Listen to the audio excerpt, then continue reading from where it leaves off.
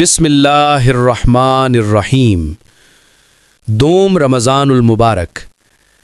حضرت ابو ہریرہ رضی اللہ عنہ سے روایت ہے کہ رسول اللہ صلی اللہ علیہ وسلم نے فرمایا، جب رمضان آتا ہے تو جنت کے دروازے کھول دیے جاتے ہیں، جہنم کے دروازے بند کر دیے جاتے ہیں اور شیاطین کو جکڑ دیا جاتا ہے۔ صحیح بخاری حدیث 1899، صحیح مسلم حدیث 1079۔ حدیث کو خود بھی سنیں اور ثواب کی نیت سے آگے شیئر بھی کریں۔